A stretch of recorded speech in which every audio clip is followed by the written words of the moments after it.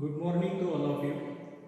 आज आपण हायड्रोकार्बन मधला जो दुसरा पोर्शन आहे अल्कीन तो स्टडी करणार आहोत. Alkyne also called as olefins. हे जे ओल्ड नेम आहे अल्कीनचं ऑलिफिन्स हे कशावरून दिलेलं आहे? अल्कीनचा जो फर्स्ट मेंबर आहे ethylene on hydrogenations they produce oily liquid. That's why its name come as a olefins, oil producing chemical compound. Alkyne और ऑलिफिन्स यांची आपल्याला डेफिनेशन सुरुवातीला करायची आहे. तर कोणत्याही ऑर्गॅनिक कंपाऊंडची डेफिनेशन्स त्यांचे जे फॉर्म्युले असतात त्या फॉर्म्युल्यावरूनच बनवलेली असते. तर हे जे अल्कीन्स असतात यांचे जर एक्झाम्पल आपण पाहिले अल्कीन्समध्ये तर सर्वात छोटावाला जो एक्झाम्पल घेऊ आपण कार्बन कार्बन डबल बॉन्ड मधला तो घेणार आहोत ethylene CH2 double bond CH2. यालाच आपण इथिन म्हणणार किंवा इथिलीन कॉमन नेम मध्ये IUPAC मध्ये इथिन. दुसरे एक एक्झाम्पल घेतो. 3 कार्बन वाला अल्कीन घेतो डबल बॉन्डेड कंपाऊंड. कार्बनची व्हॅलेन्सी 4 करा. ऑलरेडी फॉर्म्युला तयार होऊन जाईल. अशा प्रकारे 3 कार्बन असल्यामुळे आपण काय म्हणणार याला प्रॉप आणि डबल बॉन्ड असल्यामुळे EN प्रॉपिन. आता हे जे कंपाऊंड्स असतात यांनाच आपण अल्कीन म्हणत असतो. ते हे ॲलिफॅटिक कंपाऊंड आहे आणि अनसॅच्युरेटेड सुद्धा आहे आणि हायड्रोजन आणि कार्बनच बनलेले आहे म्हणून हायड्रोकार्बनच आहे. म्हणून याची डेफिनेशनच तशी आहे. Alkenes are aliphatic unsaturated hydrocarbon. Aliphatic म्हणजे ओपन चेन, अनसॅच्युरेटेड म्हणजे डबल बॉन्डेड आणि हायड्रोजन आणि कार्बन बनलेले आहे म्हणून hydrocarbon compounds containing one or more carbon carbon double bonds are called as alkene. एकही डबल बॉन्ड असू शकते किंवा एकपेक्षा जास्तही डबल बॉन्ड असू शकते है की नाही. त्यांना आपण अल्कीनच म्हणणार आहोत. फॉर एक्झाम्पल इथिन प्रोपीन हे त्याचे एक्झाम्पल दिले आपण. आता कोणताही जो ऑर्गॅनिक कंपाऊंड असतो त्या ऑर्गॅनिक कंपाऊंडची ओळख त्यामध्ये असणारा फंक्शनल ग्रुप असतो. त्याच्यामुळे फंक्शनल ग्रुप इन अल्कीन बघा लक्षात ठेवायचं आहे. तर फंक्शनल ग्रुप जो असतो अल्कीन मधला तो महत्त्वाचा असतो आपल्याला. Functional group in alkene. Alkene मध्ये कोणता फंक्शनल ग्रुप आहे? Carbon carbon double bond. हेच त्याची ओळख आहे carbon carbon double bond. Out of this carbon carbon double bond one of the bond is called as sigma bond. एक जो bond आहे त्याला आपण काय म्हणणार आहोत? सिग्मा बॉन्ड म्हणणार आहोत.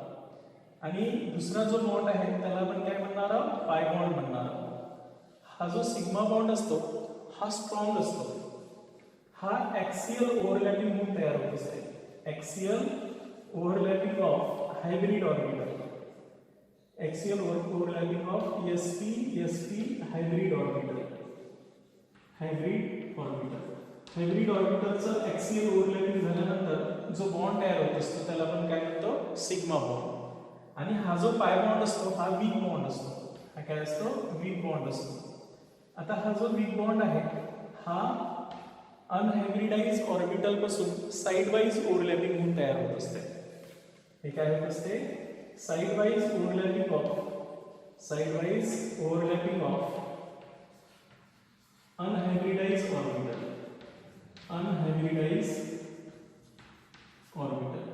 अनहायब्रिडाइज ऑर्बिटलचं साइड वाइज ओव्हरलॅपिंग होऊन हा पाय बॉन्ड तयार होत असतो. त्याच्यामुळे पाय बॉन्ड हा वीक बॉन्ड असतो. सिग्मा बॉन्ड ऍक्सियल ओव्हरलॅपिंग झाल्यामुळे तो स्ट्रॉंग बॉन्ड असतो. बघा आता जी कोणते डबल बॉन्डेड कंपाऊंड असतात अनसॅच्युरेटेड कंपाऊंड असतात त्यांच्यामध्ये मेन टाईपची रिएक्शन्स कोणती घडते हेही माहिती पाहिजे आपल्याला. म्हणून रिएक्शन्स इन अल्कीन. अल्कीन मध्ये मेन टाईपची रिएक्शन्स कोणती असते हे सुद्धा आपल्याला माहिती पाहिजे. यामध्ये डबल बॉन्ड असल्यामुळे नॅचरली यांच्यामध्ये मेन कोणत्या टाईपची रिएक्शन्स घडत असते? ऍडिशन्स टाईपची रिएक्शन्स घडत असते. ऍडिशन रिएक्शन्स हे मेन रिएक्शन असते अल्कीन मध्ये. डबल बॉन्डेड कंपाऊंडचं सिंगल बॉन्डेड कंपाऊंड मध्ये कन्व्हर्शन होत असते ऍडिशन रिएक्शन्स मध्ये. त्यानंतर नेक्स्ट आपण अल्कीनचं हायब्रिडायझेशन पाहत असतो. हा जो कार्बन आयटम आहे यांच्यामध्ये जे बॉन्डिंग तयार झालेली आहे त्यामुळे त्या कंपाऊंड त्या फंक्शनल ग्रुपचं जॉमेट्री कशी असेल म्हणजे त्याचा शेप कसा असेल, त्यांच्यामध्ये बॉन्ड अँगल कितीचा असेल हे माहिती करत असतो. म्हणून आपण नेक्स्ट यांची माहिती काय करत असतो, हायब्रिडायझेशन. की याच्यामध्ये नेमकं हायब्रिडायझेशन कोणतं असते. दिस कार्बन कार्बन डबल बॉन्ड, हे जे कार्बन कार्बन डबल बॉन्ड असतात ना, या कार्बन कार्बन डबल बॉन्ड मध्ये sp2 हायब्रिडायझेशन असते. कोणतं हायब्रिडायझेशन असते, sp2 हायब्रिडायझेशन असते. बघा लक्षात ठेवायचं आहे. आता हे जे sp2 हायब्रिडायझेशन जे असते, हे जे सिग्मा बॉन्ड असतात ते sp2 हायब्रिडाइज ऑर्बिटल पासून बनलेले असतात. जसा हा एक कार्बन आहे आणि या कार्बनच्या 3 sp2 हायब्रिड ऑर्बिटल्स या प्रकारचे असतील, आहे की नाही. दुसरा जो कार्बन ॲटम्स आहे त्याच्याही 3 sp2 हायब्रिड ऑर्बिटल या प्रकारचे असतील. ही वाली एक sp2 हायब्रिड ऑर्बिटल, ही वाली एक sp2 हायब्रिड ऑर्बिटल आणि ही वाली एक sp2 हायब्रिड ऑर्बिटल एका कार्बनची, आहे की नाही. आणि त्यामुळं हे जे दुसऱ्या कार्बन आहे त्यांची ही sp2 हायब्रिड ऑर्बिटल याच्यासोबत ओव्हरलॅपिंग होईल. ही sp2 sigma carbon carbon carbon मध्ये काय तयार होईल, सिग्मा बॉन्ड तयार होईल, आहे की नाही. अशा प्रकारे एक्सियल ओव्हरलॅपिंग होईल, एक एक इलेक्ट्रॉन शेअर करतो. हे एक sp2 हायब्रिड ऑर्बिटल आणि ही एक sp2 हायब्रिड ऑर्बिटल यांच्यासोबत हायड्रोजन जर घेतला आपण इथे, एक एक इलेक्ट्रॉन शेअर करत, हा सुद्धा हायड्रोजन सोबत एक इलेक्ट्रॉन शेअर करत, हा सुद्धा हायड्रोजन सोबत एक एक इलेक्ट्रॉन शेअर करत. अशा प्रकारे क्लिअर झालं. तर अशा प्रकारे हे सिग्मा बॉन्ड तयार होत असतात. हा sp2 आणि हे हायड्रोजनची 1s ऑर्बिटल, हे ओव्हरलॅपिंग होऊन असे 4 सिग्मा बॉन्ड तयार झाले. यानंतर यांच्यामध्ये जी प्रत्येक कार्बन असते, या प्रत्येक कार्बनपाशी एक अनहायब्रिडाइज p ऑर्बिटल असते. काय असते, अशी अनहायब्रिडाइज p ऑर्बिटल असते, ज्यांच्यापाशी एक एक इलेक्ट्रॉन्स आहेत, जे आता साइड वाईज ओव्हरलॅपिंग होतील आणि कोणता बॉन्ड तयार करल, पाय बॉन्ड तयार करत असतात साइड वाईज ओव्हरलॅपिंग. तर ही एक 2pz ऑर्बिटल आहे एका कार्बनची आणि ही 2pz ऑर्बिटल आहे. तर हे साइड वाईज ओव्हरलॅपिंग होऊन बॉन्ड तयार करतात आणि साइड वाईज ओव्हरलॅपिंग होऊन जो बॉन्ड तयार असतो तो वीकर बॉन्ड तयार होईल. त्याच्यामुळं हे झालं याचं ऑर्बिटल पिक्चर अल्किनचं. त्याच्यामुळे यांच्यामध्ये sp2 हायब्रिडायझेशन असते आणि जर sp2 हायब्रिडायझेशन असेल तर हा बॉन्ड अँगल कितीचा असतो, 120 डिग्रीचा बॉन्ड अँगल असतो त्यांच्यामुळं. आणि हा जो मॉलिक्यूल असेल हा प्लेनर मॉलिक्यूल असणार आहे. अशा प्रकारे काय असणार आहे, प्लेनर मॉलिक्यूल असतो आणि म्हणूनच sp2 हायब्रिडायझेशन असते. त्यामुळे याची जॉमेट्री राहणार आहे ट्रायगोनल प्लेनर. जॉमेट्री कशी राहणार आहे, ट्रायगोनल प्लेनर जॉमेट्री राहील याची.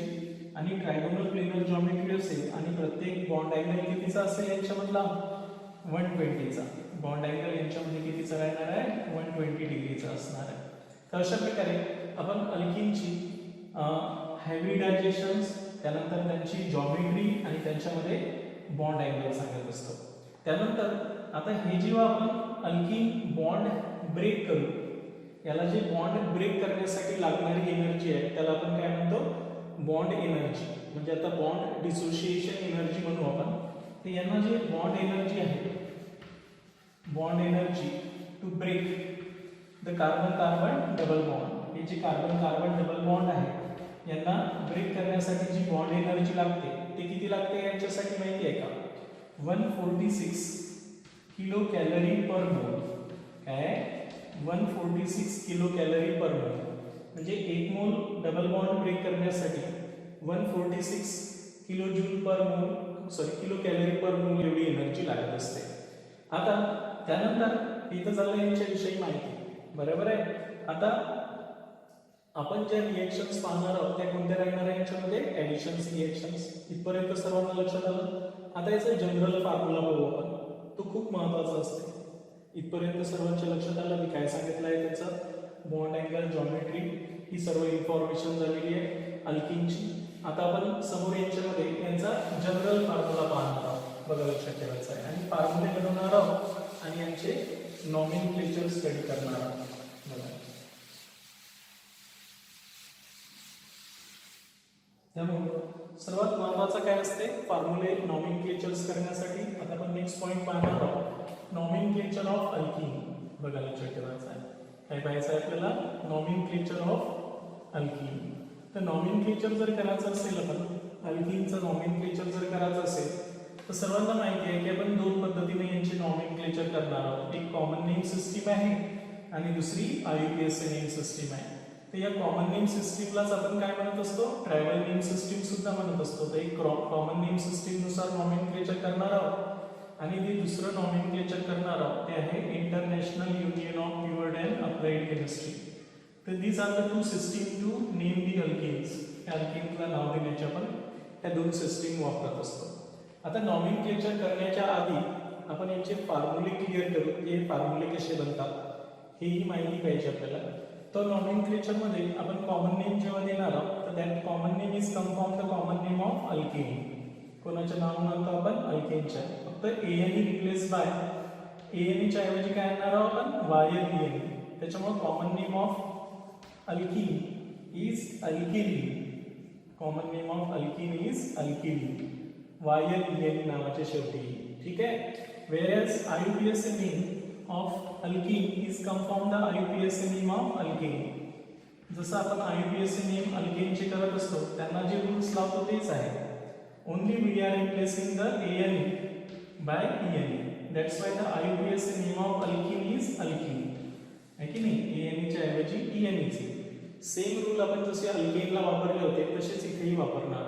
त्याच्यामुळे हे जे दोन नॉमेनक्लेचरचे प्रकार आहे, कॉमन नेम आणि IUPAC नेम, ते आपण समजून घेणार आहोत. बघा, लक्षात ठेवायचं आहे. आता नॉमेनक्लेचर्स करण्यासाठी एक टेक्निकली लक्षात ठेवायचं आहे की कोणताही फॉर्म्युला आपल्याला फॉर्म्युला काढून नाव नाही द्यायचं आहे. फॉर्म्युला काढणं शिकलो पाहिजे आपण. तर फॉर्म्युला काढण्यासाठी आपल्याला सर्वात महत्त्वाचं असते यांच्यामध्ये एक जनरल फॉर्म्युला माहिती पाहिजे. काय असते, जनरल फॉर्म्युला ऑफ अल्कीन. अल्कीनचा जनरल फॉर्म्युला काय आहे, CnH2n. It has 2 hydrogen less than the parent alkane. Parent alkane पेक्षा याच्यापेक्षा 2 हायड्रोजन ॲटम कमी असतात. आता हा जो जनरल फॉर्म्युला असतो, बघा लक्षात ठेवायचा, जो जनरल फॉर्म्युला असतो तो खूप महत्त्वाचा असतो कोणत्याही कंपाऊंडचा. या जनरल फॉर्म्युल्यापासूनच आपण कोणता फॉर्म्युला बनवत असतो माहिती आहे ना, मॉलिक्युलर फॉर्म्युला बनवत असतो. कोणता फॉर्म्युला बनवत असतो, मॉलिक्युलर फॉर्म्युला बनवत असतो. आणि या मॉलिक्युलर फॉर्म्युल्यापासून आपण स्ट्रक्चरल फॉर्म्युला ड्रॉ करत असतो. कोणता फॉर्म्युला ड्रॉ करतो, स्ट्रक्चरल फॉर्म्युला ड्रॉ करतो. आता स्ट्रक्चरल फॉर्म्युले अलग अलग तयार होत असतात, त्यांना आपण आयसोमर्स म्हणतो. स्ट्रक्चरल फॉर्म्युला तयार होतात. आता या मॉलिक्युलर फॉर्म्युल्यापासून जर डिफरंट स्ट्रक्चरल फॉर्म्युले तयार होत असेल तर तिथे आयसोमर्स हा कन्सेप्ट तयार होईल. म्हणून हे आयसोमर्स आपल्याला पाहिजे आहे स्ट्रक्चरल फॉर्म्युल्यामध्ये. त्यानंतर स्ट्रक्चरल फॉर्म्युलालाच आपण कोणत्या फॉर्म्युल्यामध्ये लिहितो, बॉन्ड लाईन फॉर्म्युल्यामध्ये लिहितो. आपण कोणत्या फॉर्म्युल्यामध्ये लिहितो, बॉन्ड लाईन फॉर्म्युल्यामध्ये लिहितो. आणि नंतर या बॉन्ड लाईन फॉर्म्युल्यालाच आपण दोन प्रकारे नाव देत असतो. एक तर कॉमन नेम देतो है ना, आणि एक IUPAC नेम देत असतो, international union of pure and applied chemistry. तर अशा प्रकारे हे टेक्निकली लक्षात ठेवायचं आहे की कोणताही केमिस्ट्रीचा चॅप्टर असो त्याच्यामध्ये जनरल फॉर्म्युल्यापासूनच फॉर्म्युले बनवायचे. बघा, आता मी suppose n is equal to 2 घेतो या जनरल फॉर्म्युल्यामध्ये. C2H2 मला मॉलिक्युलर फॉर्म्युला भेटेल C2H4. 2 कार्बन आहे म्हणून ETH, डबल बॉन्ड आहे म्हणून EN. आता मी याचा स्ट्रक्चरल फॉर्म्युला काढतो तर मला माहिती आहे की कार्बन कार्बनमध्ये डबल बॉन्ड आहे, त्याच्यामुळे प्रत्येक कार्बनची व्हॅलन्सी 4 होईल. आपल्यापाशी 4 हायड्रोजन आहे असा फॉर्म्युला बनतो. तर यांचा बॉन्ड नेम फॉर्म्युला काढणार नाही मी. याचं कॉमन नेम देतो आणि IUPAC नेम देतो. कॉमन नेम मध्ये आपण काय म्हणतो, पॅरेंट अल्किनच्याच नावावर म्हणतो. 2 कार्बन आहे म्हणून इथेनचा मेंबर. पण ANE च्या ऐवजी काय येणार आहे, YLENE. म्हणून याचं कॉमन नेम येणार आहे इथिलीन. IUPAC मध्ये लॉन्गेज चेन मध्ये किती कार्बन आहे, 2 कार्बन असेल तर पॅरेंट अल्केनचं नाव इथेन. पण ANE च्या ऐवजी काय येणार आहोत आपण, ENE. म्हणून याचा IUPAC name ethylene. Common name ethylene, IUPAC name ethylene. Next formula तयार करतो आपण. n इज इक्वल टू 3 वाला C3H2 याच्यापासून मॉलिक्युलर फॉर्म्युला बनवू आपण. C3H6.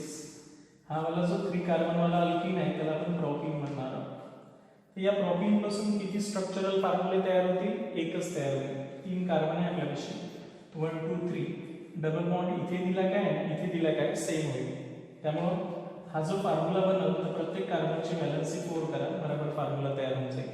अशा प्रकारे त्यानंतर याला बॉन्ड लाईन फॉर्म्युलामध्ये मी ड्रॉ करतो 1 2 3 1 2 3 डबल बॉन्ड, हा झाला बॉन्ड लाईन फॉर्म्युला. नंतर याला कॉमन नेम घेऊ आणि IUPAC नेम घेऊ.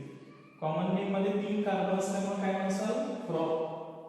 डबल बॉन्ड आहे म्हणून काय म्हणसाल YLEN, म्हणून याचं नाव आहे प्रोपिलीन. IUPAC मध्ये लॉन्गेज चेन मध्ये 3 कार्बन आहे म्हणून कशाचा मेंबर प्रॉपचा. डबल बॉन्ड आहे म्हणून AN च्या ऐवजी EN म्हणून प्रोपिलीन. प्रोपिलीन कॉमन नेम आहे आणि प्रोपीन IUPAC नेम आहे. हे तर झाले फर्स्ट 2 मेंबर्स. नेक्स्ट मेंबर काढून आपण यांचे बघा लक्षात ठेवायचं आहे. नॉमेनक्लेचर्स मध्ये जो 4th मेंबर आहे तो बनवता. आतापर्यंत आपण हे 2 मेंबर्स तयार केले, इथिलीन प्रोपिलीन है ना. तर बघा आता 4 कार्बन वाले मेंबर तयार करू आणि त्यांच्यापासून फॉर्म्युले ड्रॉ करू, कॉमन नेम देऊ. त्यामुळं नेक्स्ट फॉर्म्युला जर घेतला n=4 घेतला आणि आपल्या जनरल फॉर्म्युल्यामध्ये टाकला CnH2n या फॉर्म्युल्यामध्ये, तर काय येणार आहे C4H8. तर याला काय म्हणणार आहात तुम्ही या मॉलिक्युलर फॉर्म्युलाला ब्युटीन. आता याच्यापासून आपण स्ट्रक्चरल फॉर्म्युले तयार करू. तर स्ट्रक्चरल फॉर्म्युले तयार करण्यासाठी 1 2 3 4 कार्बन, 1 नंबरला डबल बॉन्ड, 1 2 3 4 कार्बन, 2 नंबरला डबल बॉन्ड, 1 2 3 4 कार्बन, कुठेतरी एक डबल बॉन्ड द्या, सेम होऊन जाईल. अशा प्रकारे 3 स्ट्रक्चरल फॉर्म्युले यांचे आपल्याला ड्रॉ करता येईल है ना. प्रत्येक कार्बनची व्हॅलेन्सी 4 करा. अशा प्रकारे त्याला हायड्रोजन द्या. हायड्रोजन्स एकच लागत, बरोबर आहे. CH3 इथे 4 आहे म्हणून काहीच द्यायचं नाही, इथे 2 आहे म्हणून 2 द्यायचे. असे 3 फॉर्म्युले बनतील, बघा लक्षात ठेवायचं आहे ना. तर यांना आपण कॉमन नेम बी देणार आहोत आणि IUPAC नेम देणार आहोत. तर इकडे आपण कॉमन नेम घेऊ यांना, बघा लक्षात ठेवायचं आहे. तर कॉमन नेम आणि IUPAC नेम सुद्धा देईल, international union of the world and applied chemistry. ठीक आहे. तर कॉमन नेम मध्ये आपण सर्वच पहिले कॉमन नेम देऊ. 4 कार्बन आहे म्हणून काय म्हणसाल ब्यूट, डबल बॉन्ड आहे म्हणून YLEN. कॉमन नेम मध्ये टोटल कार्बन काउंट करायचे. 4 कार्बन आहे म्हणून काय म्हणसाल ब्यूट, डबल बॉन्ड आहे म्हणून काय म्हणसाल YLEN. इथे टोटल 4 कार्बन आहे म्हणून कॉमन नेम मध्ये ब्यूट, डबल बॉन्ड आहे म्हणून YLEN. पण आता लक्षात ठेवा की इथे एक कॉमन नेम मध्ये एक अल्फा बीटा सिस्टीम आहे. कोणती आहे alpha beta system, to indicate the position of carbon carbon double bond.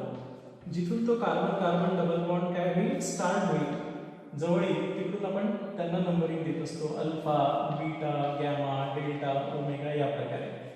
ठीक आहे. तर आता हे तर ब्युटिलीन आहेच, पण इथे डबल बॉन्ड कुठून स्टार्ट झाला अल्फा कार्बन पासून, म्हणून याचं कॉमन नेम येणार आहे अल्फा ब्युटिलीन.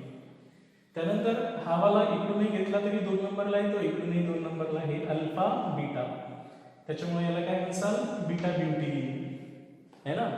आता हा तर सेकंड लास्ट कार्बनवर काय आहे एक CH3 आहे, त्याच्यामुळे याला काय म्हणसाल आयसोब्युटिलीन. तर असे 3 कंपाऊंड्स तयार झाले कॉमन नेम मध्ये, बरोबर आहे. तर हे तर झाले यांचे कॉमन नेम. IUPAC नेम घेऊ आपण. लॉन्गेज चेन मध्ये किती कार्बन आहे 4 कार्बन असेल तर आपण कशाचा मेंबर म्हणतो ब्यूट, डबल बॉन्ड आहे म्हणून AN replace by EN. Numbering द्या, जिथून फंक्शनल ग्रुप काय येतो जवळ येतो, इथून 1 नंबरला येतो फंक्शनल ग्रुप, म्हणून आपण इथे काय करसाल ब्यूट 1EN असं नाव देणार आहोत IUPAC. इथे सुद्धा तसंच करणार आहोत. लॉन्गेज चेन सिलेक्ट करणार आहोत, फंक्शनल ग्रुप असणारी, count the number of carbon and give the parent name of alkane, AN replace by EN.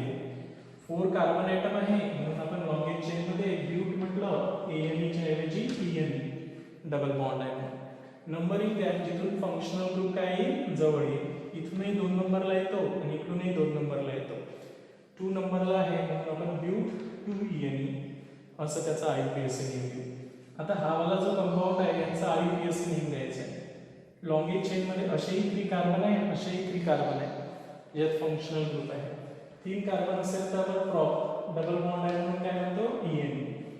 Numbering देणार आहोत जिथून फंक्शनल ग्रुप आपला जवळ येईल. 1 नंबरला फंक्शनल ग्रुप आहे, 1 नंबरला आपण फंक्शनलचं ग्रुपची पोझिशन दाखवली.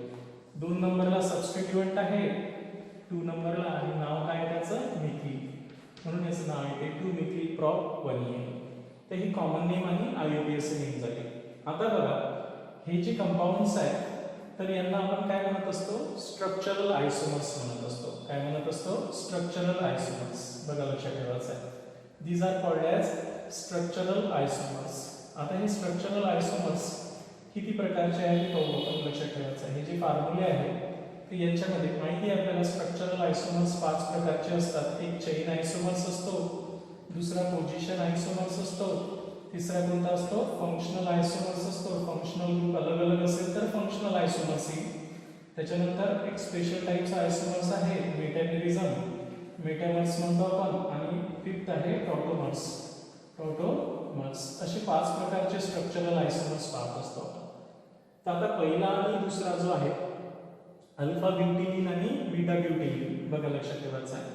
स्ट्रक्चरल आयसोमर्स मध्ये हा जो अल्फा ब्युटिलिन आणि बीटा ब्युटिलिन आहे, म्हणजे पहिला वाला अल्फा ब्युटिलिन आणि दुसरा वाला बीटा ब्युटिलिन.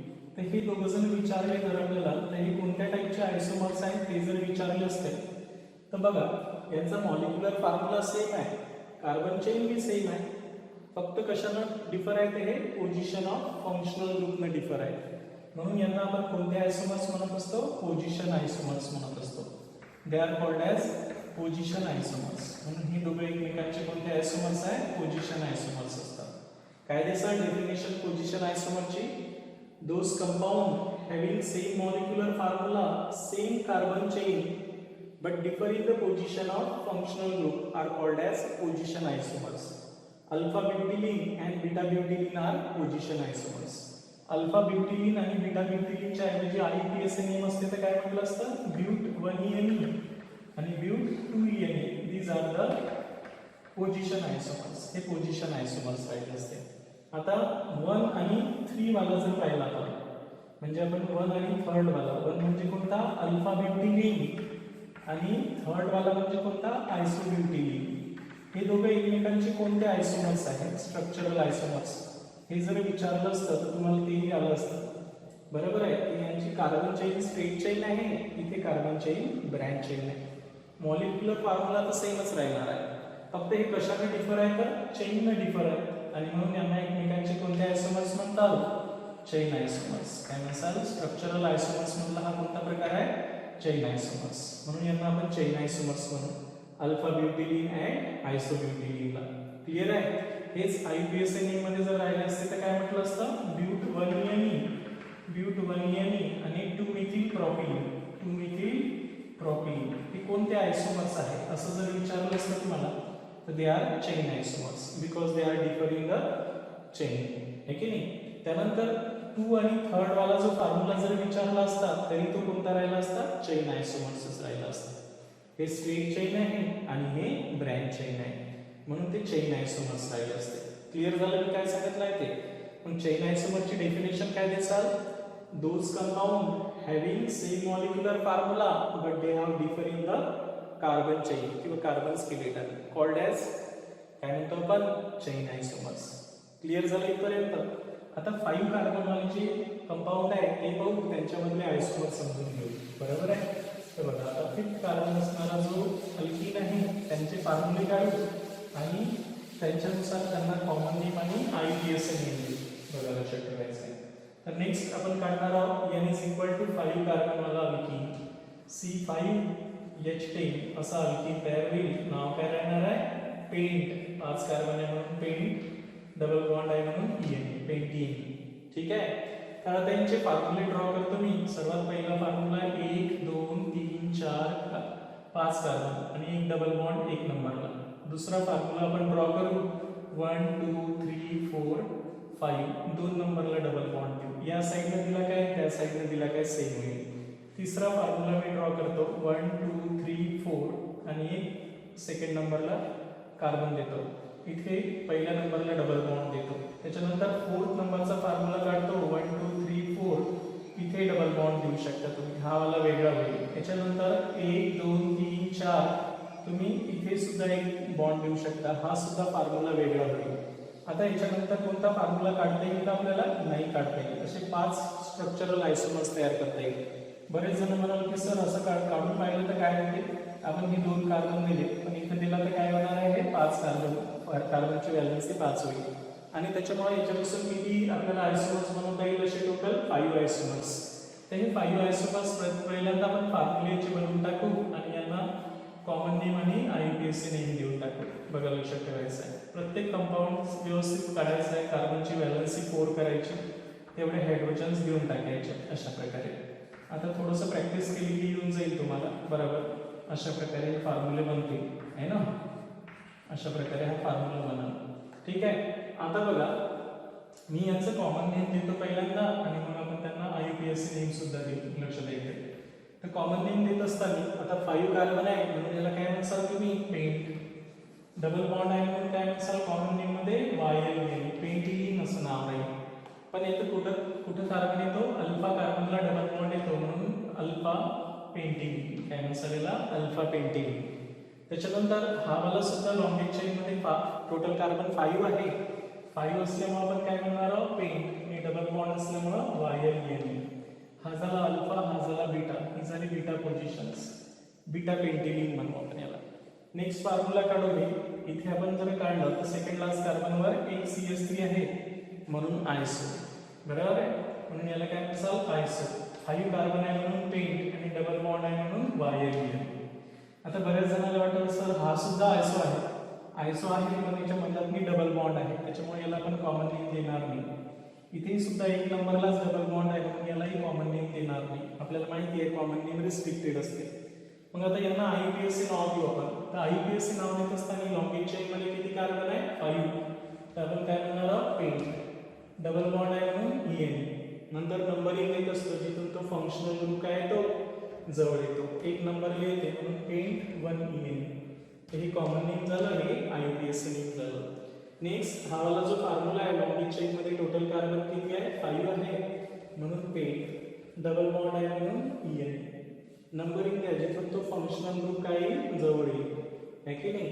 तर हे 2 नंबरला येते म्हणून पेंट 2 EN असं याचं IUPAC नेम आहे. या कंपाऊंडचं IUPAC नाव देऊ आपण. लॉन्गेज चेन मध्ये किती कार्बन आहे 4 कार्बन आहे आणि 4 कार्बन असल्यामुळे आपण काय म्हणू ब्यूट आणि डबल बॉन्ड असल्यामुळे EN. नंबरिंग द्या जिथून फंक्शनल ग्रुप काय येतो जवळ येतो. एक नंबरला येते म्हणून एक नंबरला डबल बॉन्ड. 3 ला काय मिथिल आहे आणि म्हणून याचं नाव येणार आहे 3 मिथिल ब्यूट 1 EN. याचा IUPAC नेम देऊ. लॉन्गेज चेन मध्ये किती कार्बन आहे 4 असल्यामुळे काय म्हणसाल ब्यूट. डबल बॉन्ड असल्यामुळे EN. त्याच्यानंतर जिथून फंक्शनल ग्रुप जवळ येईल आणि ते फंक्शनल ग्रुप आणि सबस्टिट्यूएंट जिथून जवळ येईल तिथून नंबरिंग करत असतो आपण आणि म्हणून याचं नाव येणार आहे ब्यूट 2 EN आणि 2 पोझिशन्सला सबस्टिट्यूएंट आहे म्हणून याचं नाव येणार आहे 2 मिथिल ब्यूट 2 EN. इथे लॉन्गेज चेन मध्ये 4 कार्बन आहे म्हणून काय म्हणसाल ब्यूट 1 EN. काय म्हणसाल याला ब्यूट 1 EN. त्यानंतर 2 नंबरला तुमच्या काय आहे बघा लक्षात ठेवायचं आहे मिथिल ग्रुप आहे म्हणून याचं नाव राहणार आहे 2 मिथिल ब्यूट 1 EN. अशा प्रकारे हे IUPAC नेम राहील. आता इथे सुद्धा आपण आयसोमरचा विचार जर केला तर या कंपाऊंड मध्ये आयसोमर्स कोणत्या प्रकारचे येईल. तर पहिला आणि दुसरा जो आहे हा कोणता राहणार आहे पोझिशन आयसोमर्स. हे कशा आहेत पोझिशन आयसोमर्स असतील because they are differ by the position of functional group. हे 1 नंबरला आहे हे 2 नंबरला आहे. त्यानंतर फर्स्ट आणि थर्ड जर विचारलं असतं तर काय म्हटलं असतं तुम्ही चेन आयसोमर्स. काय म्हटलं असतं चेन आयसोमर्स. सेकंड आणि फोर्थ कोणताही विचारलं असतं तर आपण काय म्हटलं असतं चेन आयसोमर्स म्हटलं असतं. इथपर्यंत समजलं सर्वांना. तर अशा प्रकारे हे आपण 5 कार्बन पर्यंत अल्किनचे फॉर्म्युले ड्रॉ करायचे आहेत. अशा प्रकारे तुमच्या लक्षात आलं असेल की आपण कॉमन नेम IUPAC नेम कशा प्रकारे अल्किनला देत असतो. याच्या आधी आपण प्रिव्हियस बेसिक मध्ये पाहिलेलंच आहे. आता आपल्याला काय पाहायचं आहे की यांच्यामध्ये एक स्पेशल टाईपचे स्टिरिओ आयसोमर्स सुद्धा आहेत. आतापर्यंत आपण आयसोमर्स मध्ये यांच्यामध्ये जे आयसोमर्स तयार केले जातात ते स्ट्रक्चरल आयसोमर्स पाहिजे. तर स्ट्रक्चरल आयसोमरच्या व्यतिरिक्त यांच्यामध्ये स्टिरिओ प्रकारचे आयसोमर्स सुद्धा आपल्याला पाहायला भेटतात. हा तुमच्यासाठी आता नवीनच आहे 11th स्टँडर्ड मध्ये. बरोबर आहे की त्याच्यामुळे हे जे आयसोमेरिझम असतो लक्षात ठेवा. आयसोमेरिझम तर आपण आयसोमेरिझम जो असते तर ते 2 प्रकारचे आयसोमर्स असतात. एक स्ट्रक्चरल आयसोमर्स असतं, एक लक्षात ठेवायचं आहे कोणता आहे स्ट्रक्चरल आयसोमर्स. स्ट्रक्चरल आयसोमर्स म्हणजे स्ट्रक्चरने डिफर असतात म्हणून आपण त्यांना स्ट्रक्चरल आयसोमर्स म्हणतो. आणि दुसरे ज्यांची कार्बनच्या भोवताली स्पेसमध्ये अरेंजमेंट अलग अलग असते त्यांना आपण काय म्हणत असतो, स्टिरिओ आयसोमेरिझम. स्टिरिओ आयसोमेरिझम, बरोबर आहे. ज्यांच्यामध्ये स्पेसमध्ये त्यांची अरेंजमेंट अलग अलग असते, जे ग्रुप किंवा ॲटम कार्बन कार्बन डबल बॉन्डला अटॅच आहे तर त्यांची स्पेसमधली अरेंजमेंट अलग अलग असणार आहे. तर स्ट्रक्चरल आयसोमर्समध्ये आपल्याला माहिती आहे की चेन आयसोमर्स आहे की नाही, पोझिशन आयसोमर्स आहे, त्याच्यानंतर फंक्शनल आयसोमर्स आहे ना, फंक्शनल आयसोमर्स असतात. त्याच्यानंतर मेटॅमेरिझम असतो म्हणजे मेटॅमर्स म्हणतो आपण. आणि टॉटोमर्स किंवा यालाच कीटोइनॉल आयसोमर्स सुद्धा म्हणतात. आता हे स्टिरिओ आयसोमर्स दोन प्रकारचे राहणार आहे. एक लाईटच्या ऍक्टिव्हिटीहून आपण चेक करणार आहोत ते वेगळे आहेत म्हणून त्यांना आपण ऑप्टिकल आयसोमर्स म्हणणार आहोत. काय म्हणणार आहोत, ऑप्टिकल आयसोमर्स, हे वेगळे आहे. आणि दुसरे आहे जॉमेट्रिकल आयसोमर्स. लक्षात ठेवायचं आहे. तर असे दोन स्टिरिओ आयसोमर्स आहेत. त्यामध्ये आपल्याला हे जॉमेट्रिकल आयसोमर्स अल्किनमध्ये स्टडी करायचे आहे. जॉमेट्रिकल आयसोमर्सला आपण सिस आणि ट्रान्स आयसोमर्स म्हणत असतो. आता जसं फॉर एक्झाम्पल मी तुम्हाला आता सिस आणि ट्रान्स किंवा जॉमेट्रिकल आयसोमरची माहिती देतो. जसं तुम्ही ब्यूट 2ENE घेतला, काय घेतलाय, ब्यूट 2ENE हे एक्झाम्पल घेतलाय. काय फॉर्म्युला आहे आपला, CH3CH डबल बॉन्ड CH3. याच्याकडे पाहिल्यावर असं काही वाटत नाही, पण हे जे कार्बन कार्बन डबल बॉन्ड आहे ना, इथे रिस्ट्रिक्शन ऑफ रोटेशन आहे. सपोज हे दोन मिथिल ग्रुप आहे, आणि हे दोन करंगळ्या हायड्रोजन ॲटम्स आहे, बरोबर आहे. अशा प्रकारे तर हे जर दोन्ही बल्की ग्रुप सेम साईडनं असेल किंवा हे दोन बल्की ग्रुप अपोजिट साईडनं असेल तर यांची स्पेसमधली पोझिशन्स डिफर येते. तर हे restricted carbon carbon double bond काय, रिस्ट्रिक्शन इन रोटेशन झालं तर तो बॉन्ड तुटल तरच तो चेंज होईल. अदरवाईज असं केलं तर हे पोझिशन चेंज होते का, नाही. हा पोझिशन इकडे होते का, नाही. त्याच्यामुळे आपण स्पेसमधल्या पोझिशन्सहून यांची अरेंजमेंट केली. तर हे जे कार्बन कार्बन डबल बॉन्ड आहे तर याला आपण रिस्ट्रिक्टेड ॲटम म्हणत असतो. याला जे अटॅच असणारे ग्रुप किंवा ॲटम आहे यांच्यावर त्यांची स्पेसमधली अरेंजमेंट डिपेंड असते. हे झाले रिस्ट्रिक्टेड ॲटम्स. आणि याला जे अटॅच असणारे ग्रुप किंवा ॲटम्स आहे की नाही. आता हे रिस्ट्रिक्टेड ॲटममध्ये जर मी दोन्ही साईडनं H लावले आणि दोन्ही साईडनं CH3 ग्रुप सेम साईडनं लावले. आता हे CH3 ग्रुप मी अपोजिट साईडनं घेतले आहे ना, दोन बल्की ग्रुप आणि दोन हायड्रोजन ॲटम्स अपोजिट साईडनं घेतले. तर हे वेगळं झालं. तर हे सेम साईडनं वाले आणि हे अपोजिट साईडवाले. त्याच्यामुळे जर सेम साईडनं बल्की ग्रुप येत असेल तर त्याला आपण म्हणत असतो सिस टाइप ऑफ आयसोमर्स. काय म्हणतो, सिस. आणि दोन बल्की ग्रुप अपोजिट साईडने येत असेल तर त्याला आपण काय म्हणत असतो, ट्रान्स. म्हणून याचं नाव राहणार आहे सिस ब्यूट 2ENE आणि याचं नाव राहणार आहे ट्रान्स ब्यूट 2ENE. मग आता सिस कशाला म्हणणार आहोत आपण आणि ट्रान्स कशाला म्हणणार आहोत.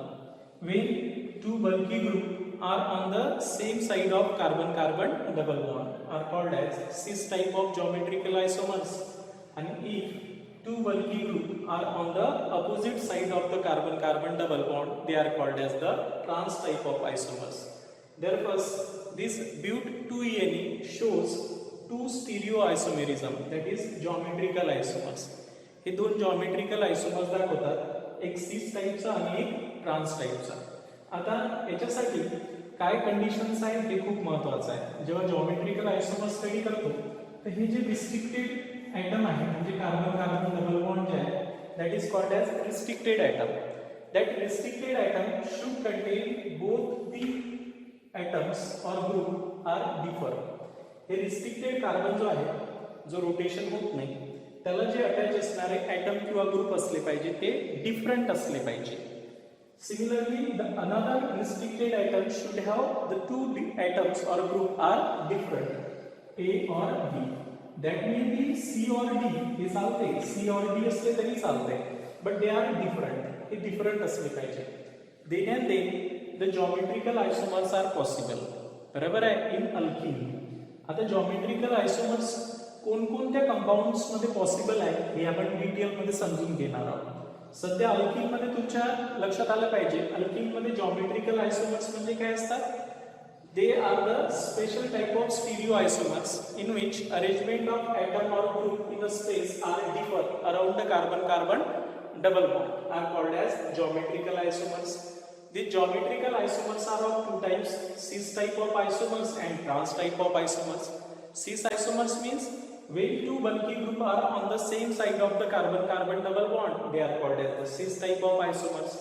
If two bulky groups are on the opposite side of the carbon-carbon double bond, they are called as the trans type of isomers.